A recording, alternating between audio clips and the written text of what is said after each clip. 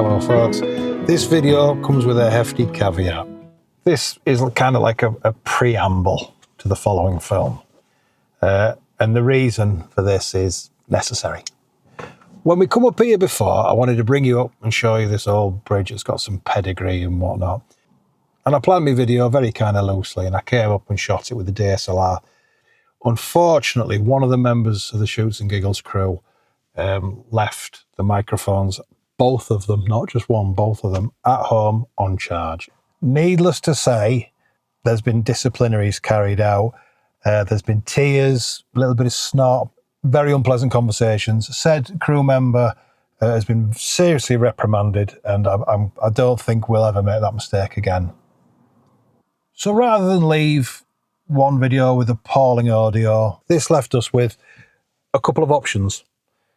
Number one, we totally scrap the video and we start again. Or number two, we come out and we just reshoot extra bits to splice into the original film. We opted for option two. And the reason being, I feel the original footage on the poor audio film was pretty good.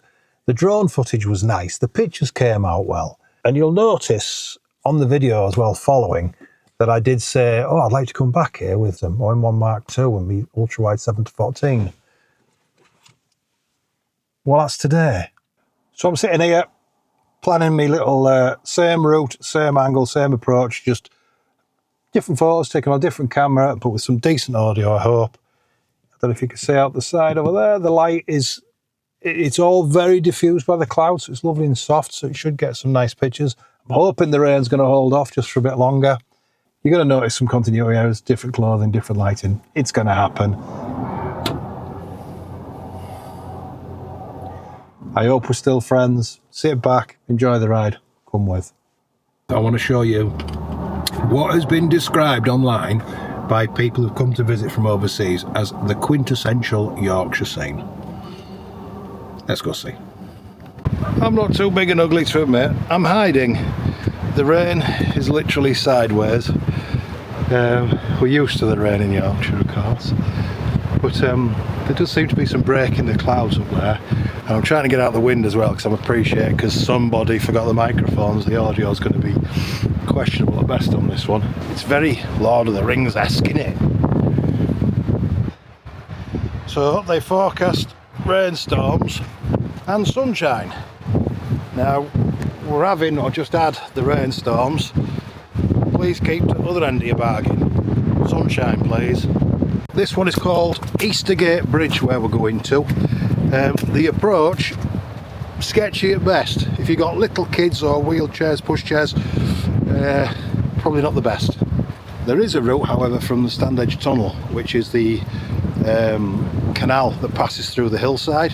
That's pretty cool. I might have to do a video on that one eventually. But there's about, I think it's a 3-mile walk around you can do, and that brings you to where we're going from the other side. So, and it's paved, so pushchairs, wheelchairs and the kids, that's your route, not this way.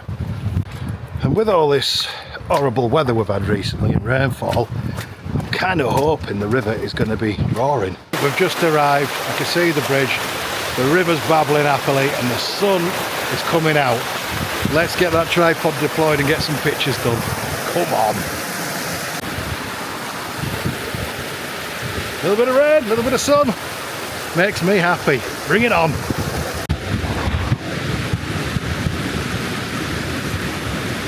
There you go, horses and bikes, you can ride this sucker.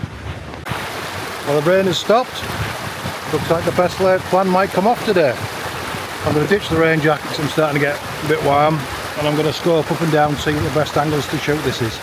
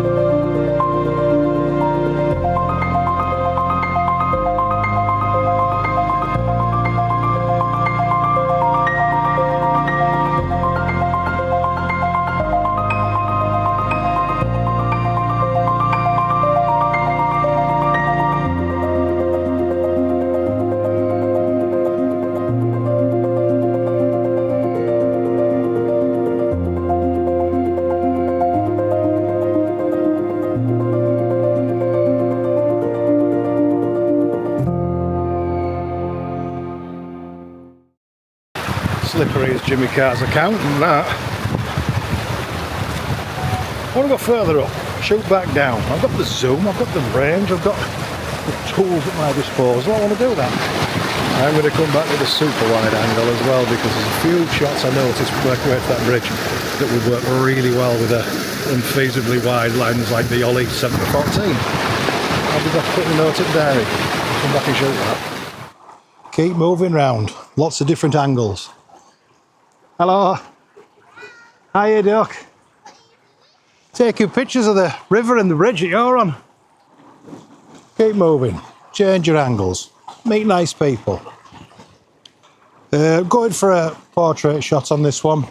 We want to incorporate the bridge.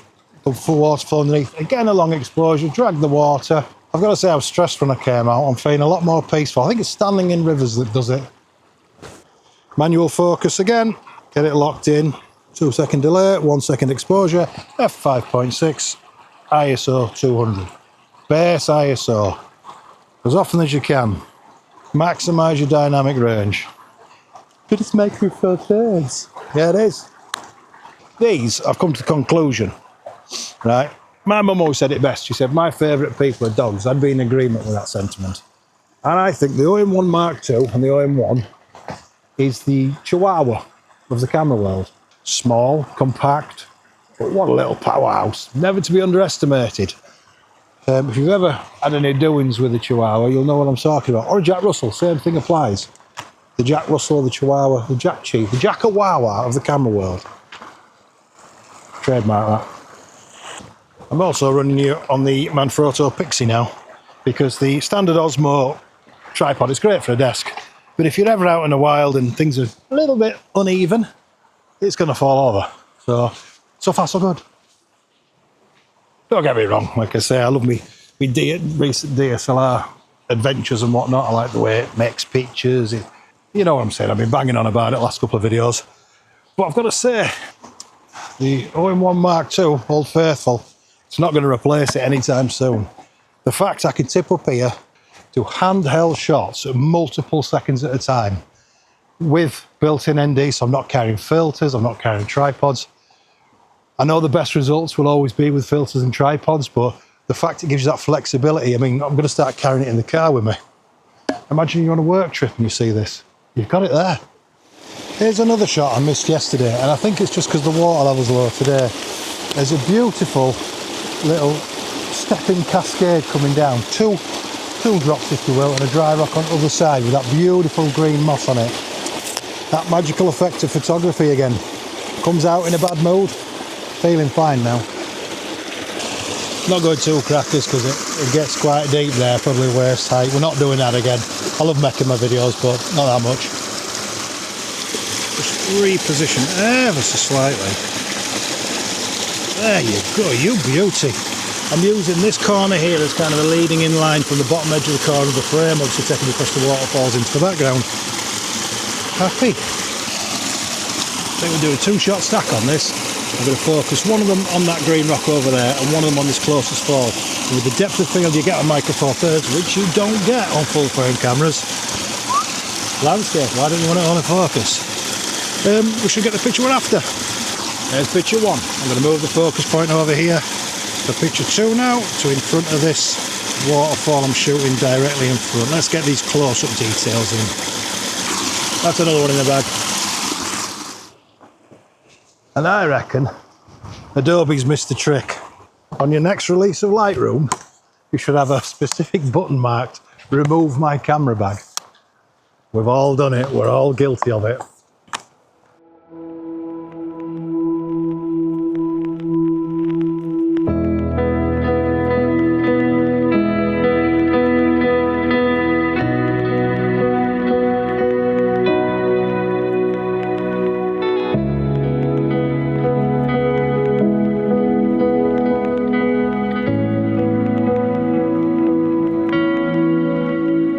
So one of those things that always happens is you get it in your mind's eye, something to shoot. Oh, I know what I'll do. You go out and then all of a sudden, while you're scoping angles, you get presented with a gift like this.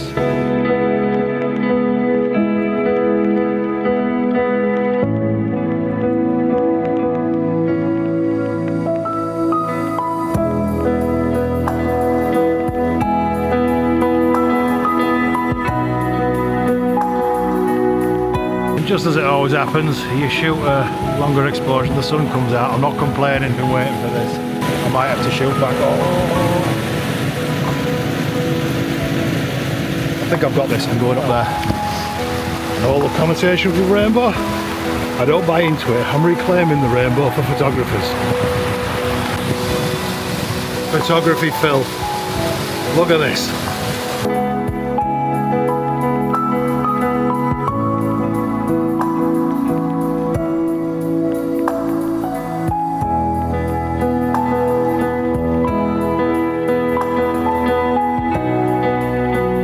How can we not shoot that?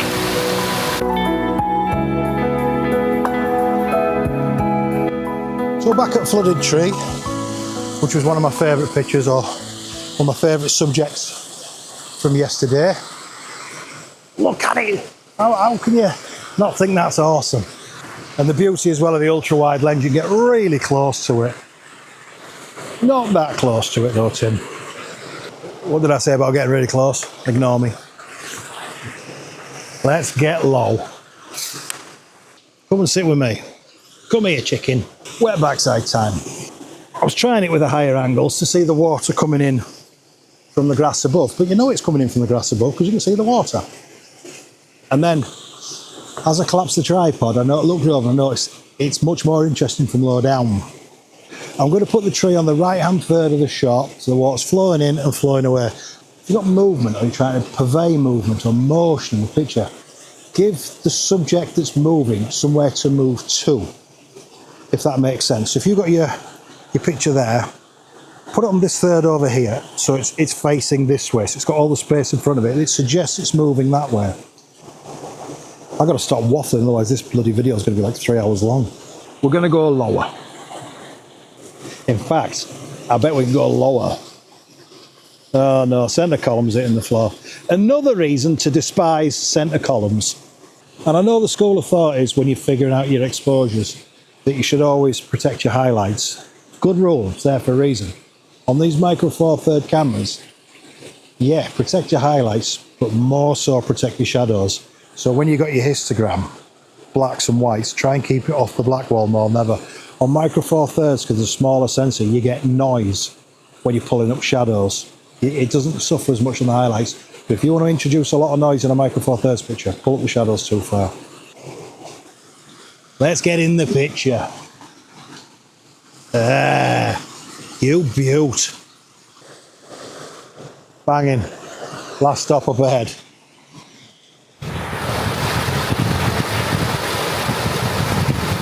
Everywhere you turn, gifts, innit? I'm sorry, I have to. I'm not doing my job if I don't.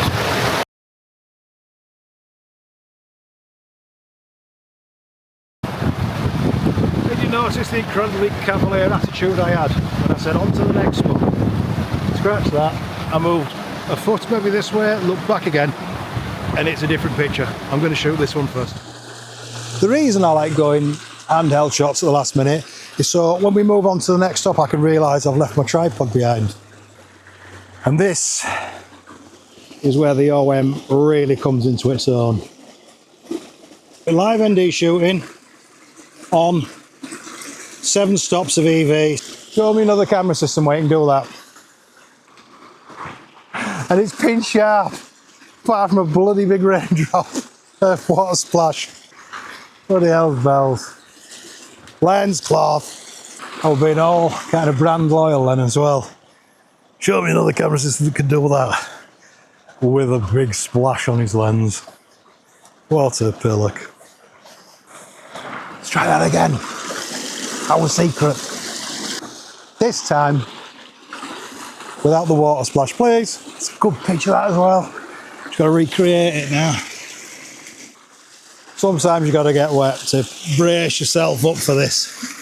We're going to have to get a wet backside for this one, I'm afraid. I want to really use that wide angle. I want to kind of exploit what I've got here. Oh, that's covered in crap now again. I'll take it, that'll do. Oh.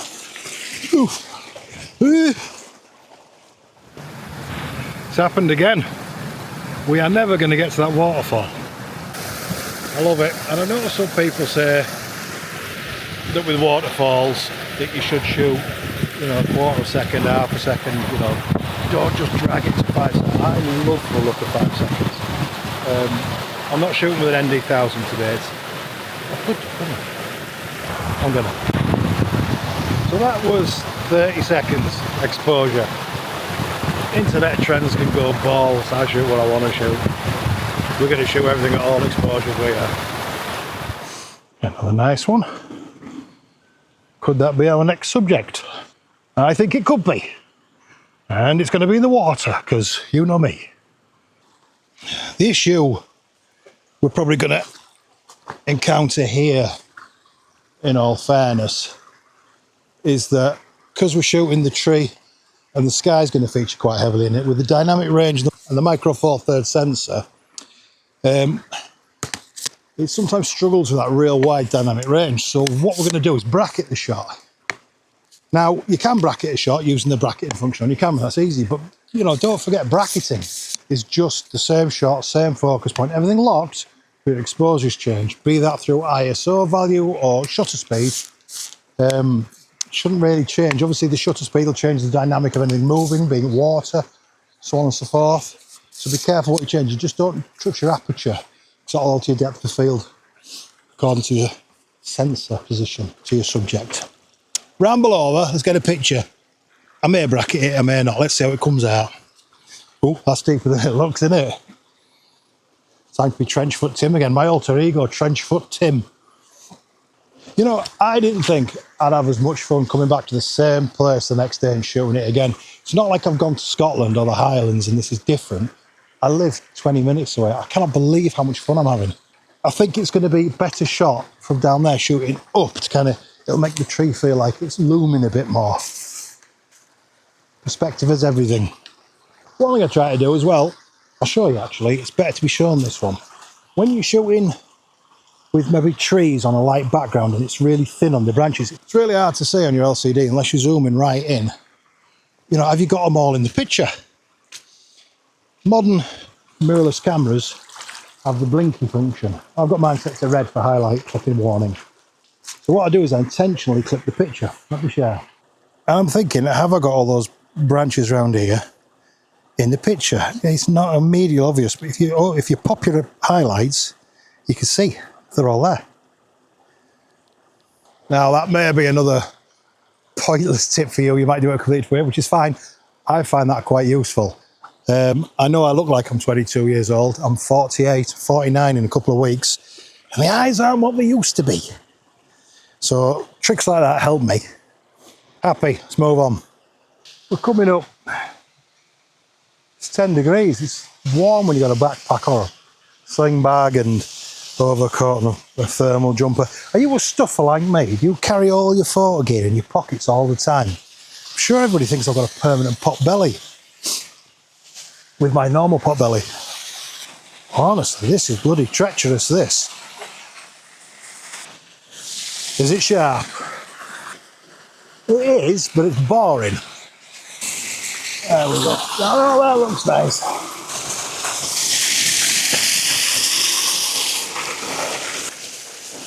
That's not bad, that's not bad. That's a wet back. Again, handheld, 2 seconds, tack sharp. Easy. Oh, would you? Oh. Oh. Hell's bells. Lethal. I've got to say, what a killer day. I came out to shoot a bridge. A lovely day. What a Sunday. We didn't get the light they promised. We got rid of all the rain at the beginning, so I'm not complaining too much. We've got to get one more shot and we'll start heading back, so I've got to cut tea for the Hellions. Have a look at this. What a way to end.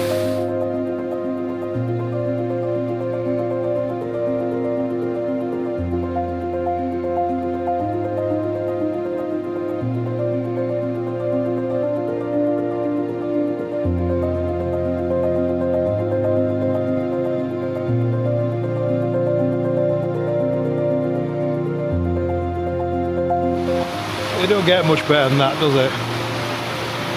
It is better outdoors, folks. Proof. So thank you for bearing with, folks. Had to come back out, brought the OM1 Mark II. got it on DSLR, got it on this now, which I think on future adventures I'm going to bring both, because there are benefits to both. You got a mishmash or two, because some big baldy beady pillock screwed up the microphones. Lesson learned, big time. But I do feel that it's important on, you know, video logs like this. I'm basically stood here on my own in the middle of nowhere, talking to you. I think it is important that I share the cock-ups as well as the success stories, otherwise it just feels a bit dishonest, you know? Appreciate you all. See you on the next one.